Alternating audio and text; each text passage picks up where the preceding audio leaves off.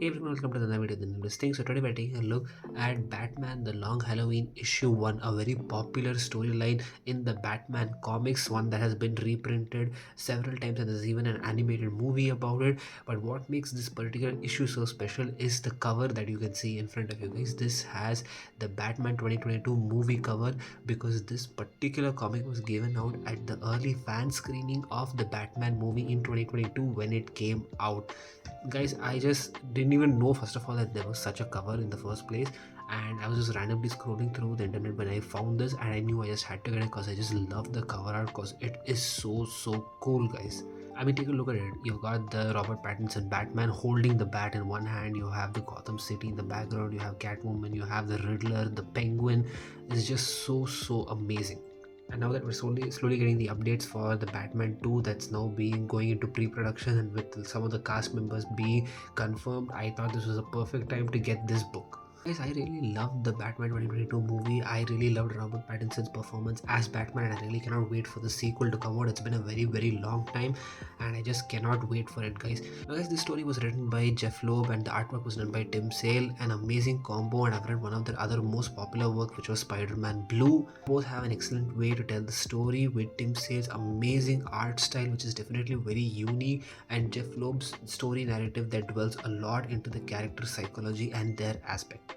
But why was this particular comic chosen to be given to the fans that attended the early screening of the movie? To find that out, just stick along till the end of the video because that's what we'll be seeing then.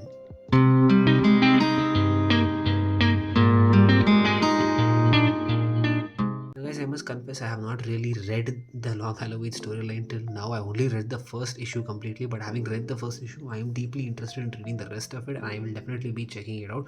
But I thought I'd just take a moment to show this particular issue that was given to fans at the time when they saw the screening of the movie. So if you take a look at this cover, there's a few spine ticks over here. So yeah, the person who had it before has definitely read this numerous times. Maybe a kid got it before and he read it numerous times, took it around with him everywhere, and therefore it's a little beat up. It's not like your pristine condition, but then again, these are comic books. You're meant to have fun and read them over and over again. So this comic book clearly has had that with its previous owner. Taking a look at the back, this is a beautiful shot of the Batman. This is definitely one of the best movie posters of all time. Batman walking around with this red background as it rains. It definitely reminds me of that moment from the Superman and Lois scene where Superman fights Lex Luthor without his powers. Opening up here, we see the story begins over here, and as soon as I opened it, I just immediately started remembering Spider-Man Blue because the art style and the story narrative felt so similar to the pattern of the storytelling in the artwork that I had read over there. And this is definitely one of those more grounded Batman stories that dwell a lot into the psyche of each character that's there involved in the story. One of the more common reasons as to why this particular issue was handed out was because of the main characters that are involved in this issue are very similar to the most important characters that were there in the Batman movie in 2022.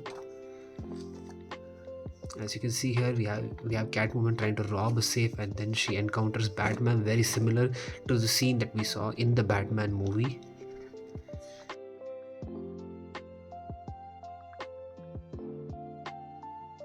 And the story ends right here, as you can see, because the original issue had a lot more content in the first issue itself, but since this was just given at the pre-screening to the fans, it's just a very short intro to the story. Here you've got another bunch of DC essential graphic novels, some of the best Batman storylines, all giving suggestions over here as to who the writer is, who the artist is, and you have the whole section here.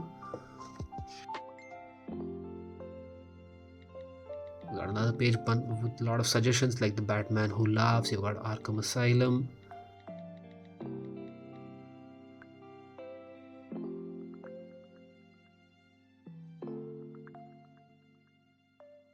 And as you can see here is an interview with Robert Pattinson. So one of the very first questions I was asked was, how did he get the opportunity to play Batman? And when they say that in 2018 he met Dylan Clark, the producer of the Batman, and they really kicked it off together. They started talking about the movie, and for some reason the character always stood out as being very special.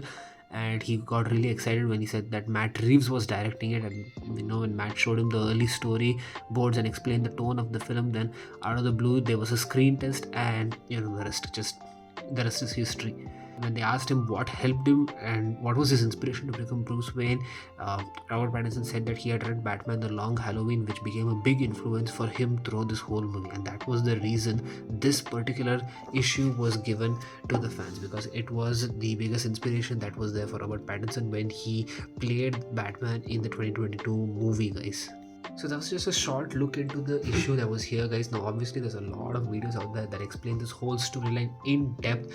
There's a lot of amazing grounded characters with Falcone and Maroni, and how they're misappropriating the funds, very similar to the themes that was explored in the Batman 2022 movie. And also when I read the first issue, there were so many scenes that I felt was just we saw replicated in the Dark Knight movie by Christopher Nolan, be it with Harvey Dent and Jim Gordon over the rooftop, the way they're talking, the way they're planning, it just felt same to same, like the panel come to life. And I can see how huge of an inspiration and impact this particular storyline has had on Batman comics and Batman fans. So that is definitely a good enough reason for me to read this whole series, which I will definitely be checking out, guys. Let me know your thoughts about this issue and the series in the comments below. Let me know what you think about the new Batman 2 movie that's going to come out, I think in 2027, and I will catch you guys next time.